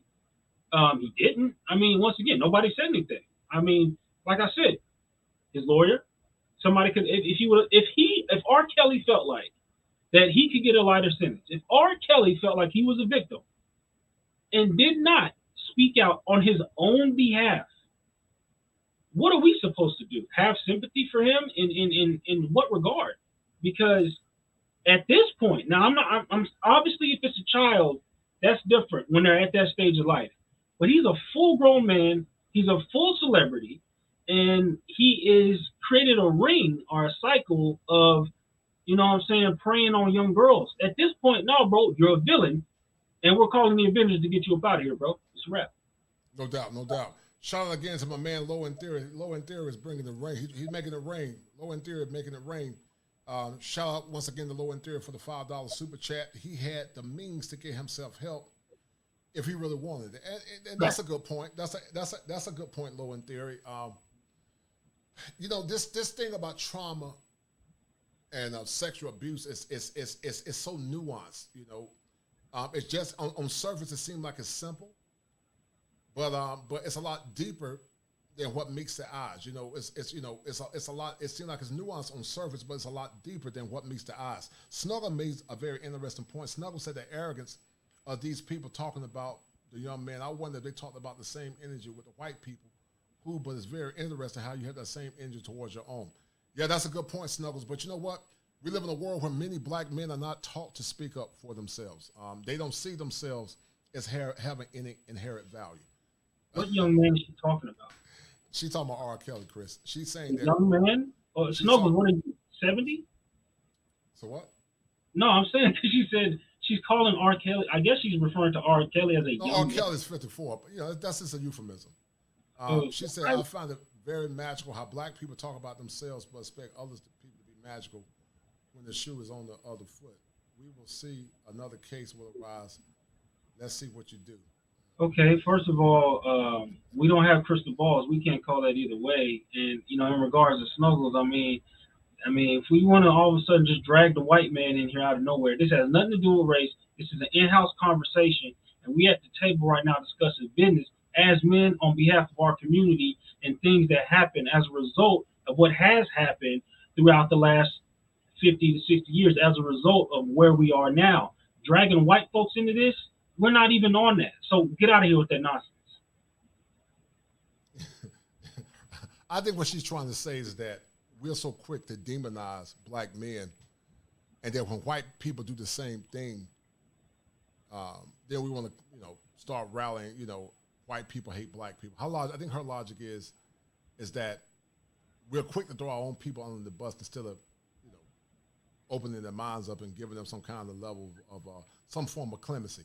But you're looking at it from a totally objective point of view, Chris. So I see your point. Well, her logic is flawed, because how can she sit at a point to say, oh, if this was a white person, it would be different? That we, or as black men, would judge him differently if it was a white person who was out here messing with our young girls or even his own young girls. Didn't nobody come to the aid of, what was his name, Epstein? We didn't sit here and say, oh, he's a great, outstanding citizen. We don't need to talk about him. No, throw him under the jail too. Him being white has nothing to do with this. Right. I see your point, Chris. Good job. Black people, Tim Howell said, black people take going to therapy as an insult, and you're correct, Tim. They feel like they can pray it away, but God created therapists. Therapists are part of God's providence, and many don't understand how the lack of therapy and the lack of their psychosocial stages of development can be more or less impacted if they don't get the proper help that they need. Unfortunately, Tim, many black people in society never saw therapy as a viable option to help them deal with their pathologies. But see, here's the crazy thing, Chris. People go to the doctors for physical health. They go to the lawyers for financial health, but they don't go to the therapist for mental health. And I could never understand that. I could never understand that. But because if you're dealing with mental problems, then who the hell are you going to go to? Do you just deal with it in a vicarious or more or less whimsical way? Do you pray it away? Don't get me wrong. Churches and synagogues and mosques are important. That's what you believe in. I tend to believe in the tenets of Christianity. But besides going to God and talking to the Lord about it, you still got to understand how your mind has been impacted by trauma. Therapists are agents of God's grace. Every therapist is not a competent therapist. Every therapist does not know how to disseminate the therapeutic process. But most treatment models in therapy have more or less been verified through empirical science and empirical research, through randomized clinical trials. And once those treatment models are used, they have either been deemed to be efficient, meaning you replicate the information, or they've been deemed to be inefficient. But therapy is very powerful. The problem is, when you do therapy, it has to be willing parties. It's called a therapeutic alliance, where the client is doing his part, the therapist is doing his part as if he's a competent therapist in the dissemination of therapy, or also if he's competent in cultural competence. And then if the both are doing their work, then the results tend to be very good.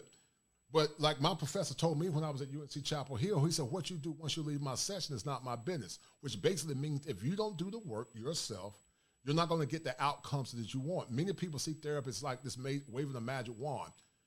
And some therapists are incompetent. Some therapists don't know what they're doing.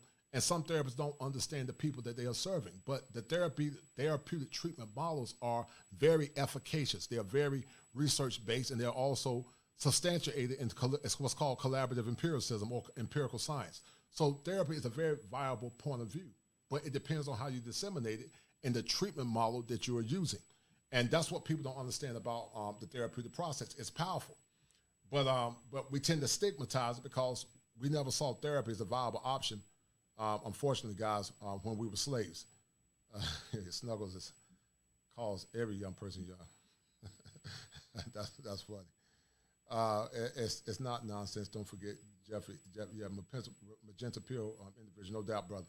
So once again, guys, if you like what we're doing, hit Cash App, $7 Smalls, hit Cash App, $7 Smalls. Please share the content with at least 5 people, and let's continue to have this discussion. But before we have this discussion, we want to talk about black men suffering in silence. We're going to talk about why black men suffer in silence from this story by this person. Hold tight.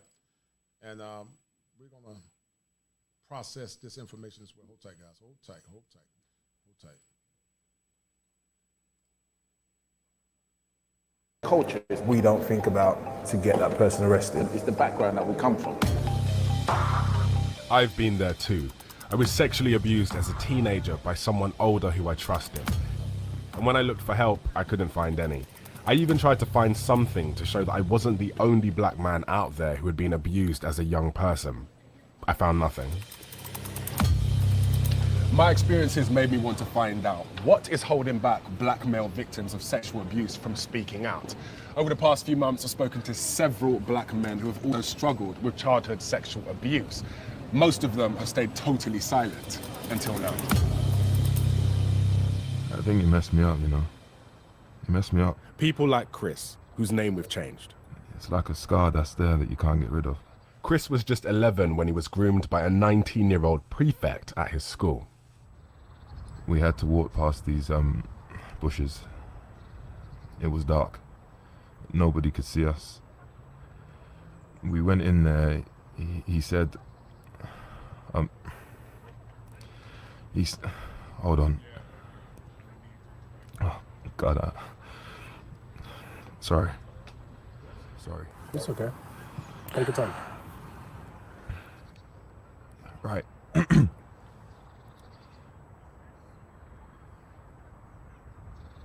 He asked me to take my pants off, and I had no control. I took my pants off, and then he raped me. You know, it was quite painful, to be honest. I became that withdrawn after that. And then I was sick for a while as well. I think it was depression at the time, but you know, when you're a kid, you don't know these things. I'm 11, you know. I became withdrawn completely. I just changed, and it shaped my personality today. So when this happened in school, did you speak to your teachers, you speak to your family? No, I didn't speak to anybody. How can you? I'm a grown man now, but you know, it doesn't go away. I didn't address it.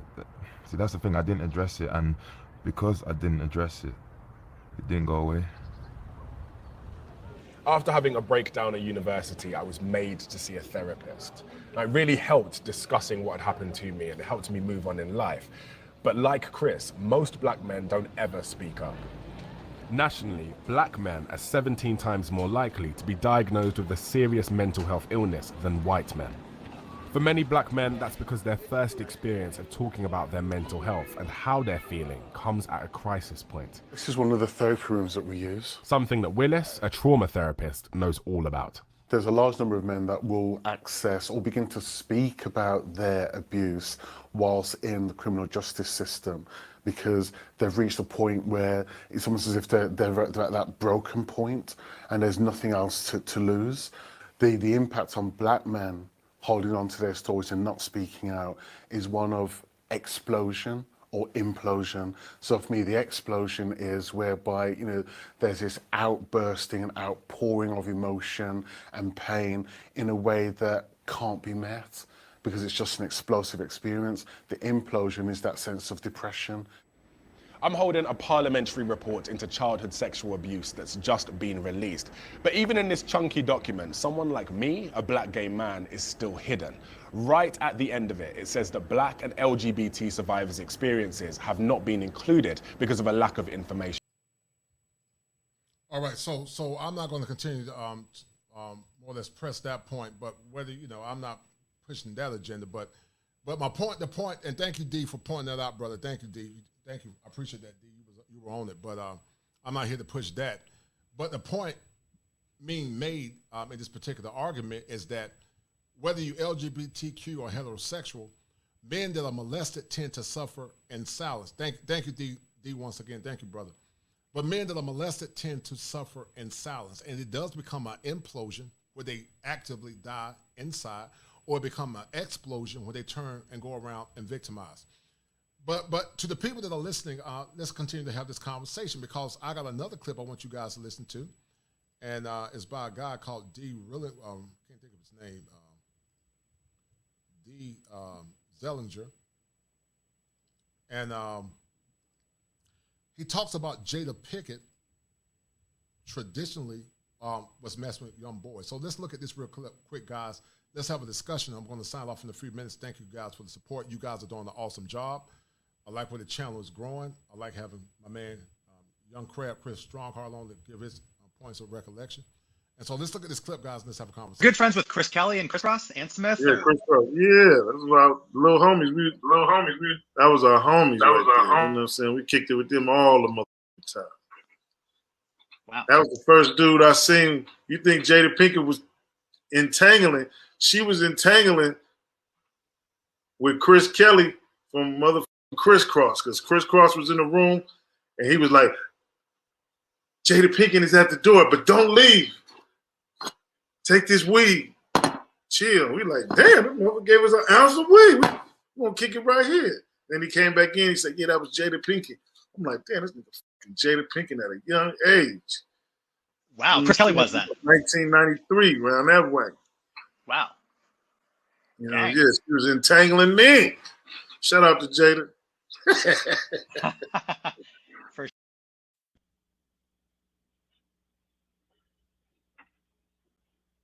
As you guys see, there have been allegations that Jada Pickett was actually a predator back in the 90s. So let's have a conversation, Chris, if you're back on, and then I want a couple of guys to join the chat, and let's talk. Why is it that when women like Jada Pickett, when she more or less got caught up with August, the guy, I think his name was August, why was she more or less glorified in her pronouncements, but if that had been Will Smith, he would have been demonized. We continue to see the consistent double standard when it comes down to female sexual predators. Chris said it perfectly earlier. We talk about equality as it relates to economics, but we don't talk about equality, Chris, as it relates to penalties for the harshness of heinous crimes. Why is that? And when are men going to start demanding that women that are perpetrators of heinous crimes get the same outcomes as men? Well, I mean, first of all, the reason why that is, you can say we live in a double standard and we're trained to protect women at all costs. So, I mean, of course, we're going to try to save them for the harsh realities of life and keep them living in the dream world that says that they can do whatever they want and suffer either no penalties or lighter penalties. So, obviously, it's a double standard that we live in. It ain't fair, it ain't right, but, you know, it is how it is for now. But what can we do about it? Just keep standing on it. You know what I mean? Keep letting our voices be heard. I mean, you know what I'm saying? It's a bad look for Jada. I mean, it's, you know what I mean? It's nasty, man. Real talk. But had it been Jada who did, and I've said it before, had that been Jada, you know what I mean? Like, you know, we know that there would be all these excuses as to why. She was going through something. She was finding herself. Most of the excuses she was giving up on the table, up at the red table talk about literally cheating on her husband. But I mean, we don't even know if maybe he was cheating because maybe Will was doing his dirt too. Everybody thought they had an open relationship. You know what I'm saying? That whole thing is a situation that's just back and forth chaos. I mean, first and foremost, Will shouldn't have let none of that happen. And in that regard, Will should have picked better. But I mean, that's neither here nor there. But I mean, once again, it's an unfortunate cycle. It's a vicious cycle, man. When we start talking about psycho traumas and psychosomatic things that have happened to people and that has resulted in crimes against society, I mean, it's a sad result of the human experience. Should it be taken into consideration?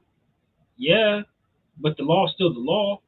And however, depending on the situation, you can bring it in if it's talked about and if it's getting pushed through the lawyer. If y'all going to make a case, if you make that case, then yeah, it should be taken into consideration to some degree as far as what's really going on with this person. But that's only going to get you so far.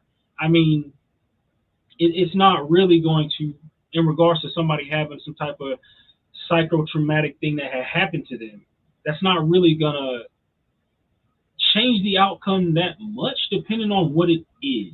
You know what I mean? So that's just one of the things that are just, it's tough, man. It's, like I said, it's just a sick, vicious cycle, man. Real talk. It's nasty. Parents need parents, right? And I'm not saying that we have to be out here and be super parents and every single thing that happens to your child, you're going to catch it. I mean, it is unfortunate that this happened. But the best thing we can really do is have better households. That's what we can do. You can't have better households until you have better women. You can't have better women until you have better men that demand better. You know, Chris, I always said this as I end the show. I always said that power never conceded to anything without a struggle. It never have and it never will. And that remains today. It's always a power grab. And until men know what their worth is, because so many men have been conditioned to think they're worth less, this pathology will continue. But I want to share something with the men that are listening and the women, but particularly to the men. You are worth something. You do have an inherent value, and that there are women that will love you and treat you like a good man. If you can't find it in the confines of the United States, Chris Stronghart is an advocate of travel. He's part of the BMO movement. I'm part of it. Black Man Options, black men traveling abroad, flying to the diaspora. To the single man. I'm married, but I went to Brazil with the crew because I'm gonna be in the movie Frustrated 3. Chris was in the movie too, and that movie is coming out soon. So check the movie out. Go support Al Grease. Al Grease is a phenomenal brother, and I love that brother. I formed a brotherhood with these guys. I never would have had the connections that I had if I hadn't went to Brazil. And Chris, I plan to go back again, man. I don't know if you going. Hey, you and me both. I'll meet you. I want to go back to celebrate the movie Frustrated 3 because men are frustrated. Some are suffering in silence. Some are actually protesting loudly. Some are having an implosion, but some are actually having an explosion. And they're saying, give me liberty or give me death. And so many men are fighting for what's theirs. But before we sign off, guys, because I wanted to have a discussion, is R.Kelly guilty or is R.Kelly broken? A broken man that was more or less a victim of fatherlessness and molestation. These are two critical elements that we got to take into consideration. For so long, we tend to minimize the impact of trauma and fatherlessness on boys because we continue to circle that same mindset that men have no inherent worth. But men do have inherent worth. Men are valuable. And if you're not celebrated in America, in other countries, you are celebrated. So Tim has dropped the link. My man Tim definitely dropped the link. If anyone want to come in and chime in on this R. Kelly fiasco, you can chime in for about 5 minutes. Chime in for 5 minutes. If you have not donated to $ Cash App 7 Smalls.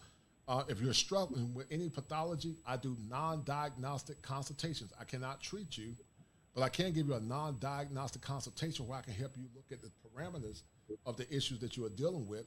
And if I feel like your issues are too severe that my consultation is not beneficial, I will suggest that you go to your nearest competent therapist within the state that you're living in. So before we sign off, is there anyone that want to pose a question for Chris or myself? Tim has dropped the link. Click on the link. Anybody want to come in? Click on the link. Let's have a discussion because it appears that R. Kelly is a broken man. And I've said in the past, Chris, that a hopeless man is a broken man. And it goes right back to what I said, Chris. And a broken man is a what? He's a dangerous man. And R. Kelly became a dangerous man because R. Kelly was a broken man. R. Kelly was a broken man that was complicit in his bad behaviors, yes. But at the same time, he was a broken man that was victimized by others. And I believe that his sexuality was awakened, and that awakeness caused him to become the predator that he is. So anyone want to come in and chime in, join the conversation? Anybody want to come in and join the conversation for about 5 minutes? It's about 53 minutes after the hour of 2 o'clock. We're bringing to you live from the greatest state in the union, the Tar Heel State. I got my guest, Chris Strongheart. We're talking about the R. Kelly fiasco. Was he broken or is he guilty as charged on all counts? Should we take into consideration all factors that played a role in his untimely demise? So to the people that are listening, if you want to join in the conversation and give your 2 cents, please click on the link. Please call in. I'm waiting. I'm waiting now. I'm calling again. So, Chris, if anyone will come in within the next 5 minutes, I want you to give your expose and what perspective guidelines should be given. Should R. Kelly be given a lighter sentence? And what did you think about the show overall? Well, first of all, great show, man. Great show as usual. I enjoy being able to come in here and sit with you, you know what I mean, support you, you know what I mean, give you props on the show, man. I see you growing, you building, man, and I'm all for it, man. I'm glad. I like seeing us brothers grow a community, network, and begin to build, you know what I'm saying? I really do like it. In regards to R. Kelly, in this situation, should he have been given a lighter sentence? You know, taking his medical or his mental trauma into consideration, possibly. You know, a lighter sentence, maybe. But I mean, I'm not a lawyer and I don't deal in that edge of the law, so I couldn't necessarily say that R. Kelly would have gotten a greater or a much different outcome if he would have been taking that into consideration, because what he did is what he did. And at this point, he's crossed many lines to where we're going to have to go ahead and take him down now. We understand what happened in the past. if they're even taking that into consideration. But my overall viewpoint, and you know what I'm saying, regardless of how people in the chat may feel about it, you know what I mean, I'm gonna come straight real with it. You know how my opinion, and this is how I stand on it. This ain't about race. This ain't about, you know what I mean, a bunch of different inequalities. You know what I mean? This is about a man who's being tried, who was putting his hands on children. He had compliances, he had enablers, and he had the money to do so to pay people off, and he had also the parents of some of these children who were also giving up their children to this man. Disgusting on all counts. You know what I mean? And like I said before, he should be up under all the jails. Okay. So, and since we're getting in the final words here, you know what I'm saying? If you guys want to follow me to hear more of my opinions, you can follow me at Chris Strong Art Talks, like you see right here. That's Chris with a Z, Strong Art Talks. Y'all can go over and check me out and get more of my opinions and views on things that are going on right now. So, you know what I mean? No doubt, That's where I'm at. All right. Tim said, so the guy asked, D asks us, Chris, Chris probably can go. For the both of you, do you plan on leaving the United States forever? That's probably Chris. But I'm stuck here for right now. Yeah, go ahead, Chris. Go ahead, bro. Do I plan on leaving the States forever? I could consider being a dual citizen somewhere. Leaving the States forever? No, not necessarily. No. I mean, I would come through and come home and visit. You know, I'll come through and say what's up to y'all every now and then, but I'm going back to the beach after that. You know, I'll come through I could see if I had all right, so let's say I had a perfect scenario. My perfect scenario would be that I'm living somewhere in the Caribbean or in South America on the beach somewhere for the majority of the year, and I'll come home for about a couple months to 3 months out of the year to handle some business, see family, and do that type of thing, and then I'm back out. That's how I see it. No doubt.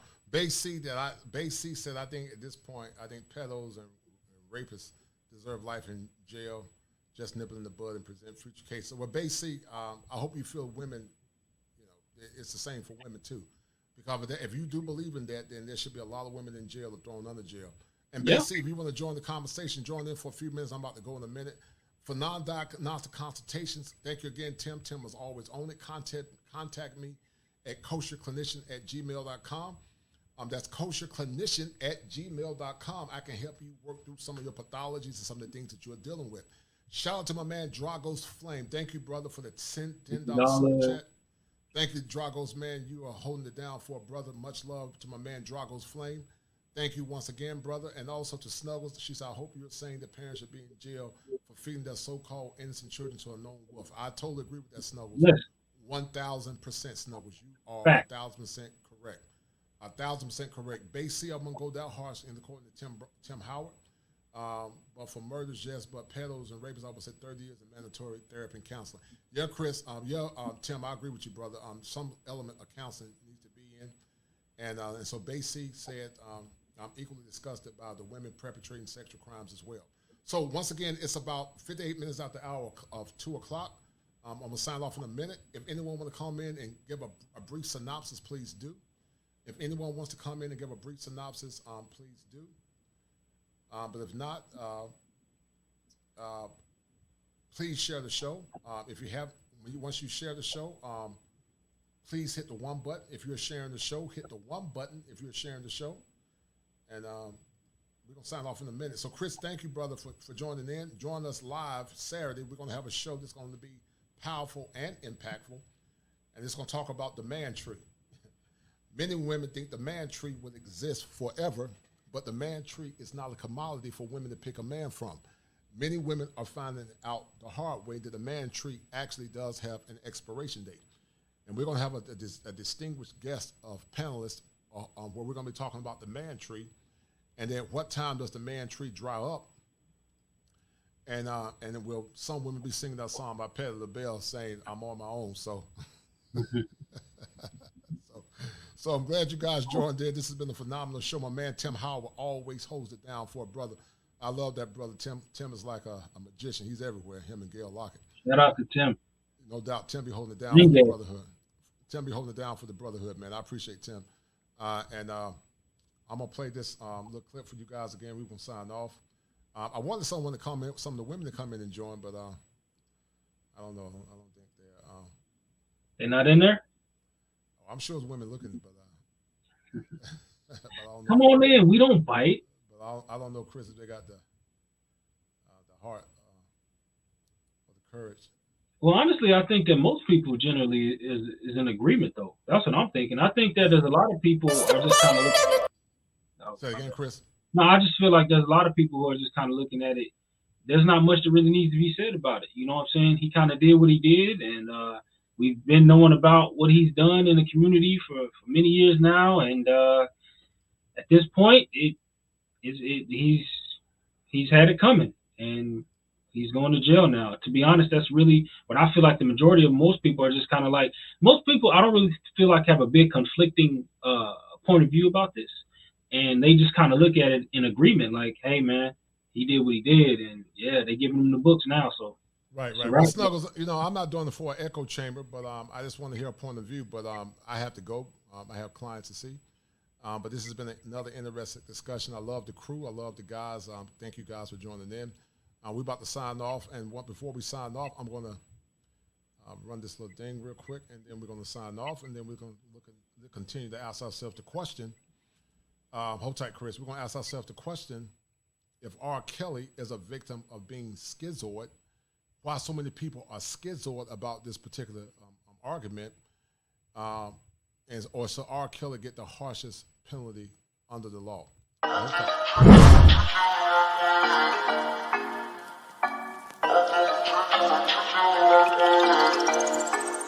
Four in the morning, you got me up, all cause you need to talk. To 4 in the evening, wanna break up, say that you've had enough.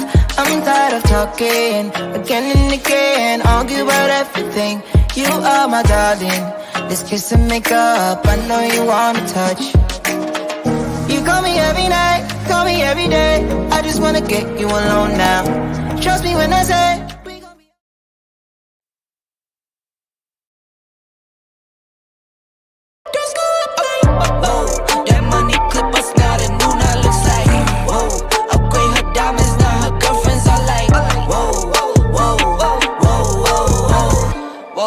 I hit recorded drop, you can't ignore it. I'm transforming now these cars and planes, I'm always boarding. Just out touring down in Charlotte like I play for Hornets. When I'm performing, never boring, now you can't afford it. Champagne Perrier, finished friends on my face. Looking like I'm from the deep, these no Cartiers. Pockets deep, deep, deep, bro. I can make it in my seat, bro. Do you, I'm doing me, bro. Making noise, use a beat, bro. Whoa, whoa. I press the button and the doors go off like, whoa. That money clip us now, the new now looks like, whoa. Upgrade her diamonds, now her girlfriends are like, whoa, whoa, whoa, whoa, whoa. Neighborhood on the scene, neighborhood on the strip. Neighborhood be the name, neighborhood no crib. Neighborhood that's me, neighborhood that's Nick. Neighborhood do the dance, neighborhood do the dip. Okay, thought I'd never make it like no way. I'm the real deal, no role play. My days off, that's no days. No, I hustle hard, young rose. E be the shooter, that's cold case. Those on the deals, that's brose. Got no pay, on no say. Okay, this the news, tell them read it. Been the one since a fetus. Don't sleep on me, Tempur-Pedic. That's a no, no, no. Spending dope for no reason. Got a ball head, Mr. Cleaner. Heard the big bags overseas, then we gon' go, go, go. Whoa, I press the button and the doors go off like, whoa. That money clip us now, the new now looks like, whoa. Upgrade her diamonds, now her girlfriends are like, whoa, whoa, whoa, whoa, whoa. I press the button and the doors go off like, whoa. That money clip us now, the new now looks like, whoa. Upgrade her diamonds, now her girlfriends are like, whoa, whoa, whoa, whoa, whoa.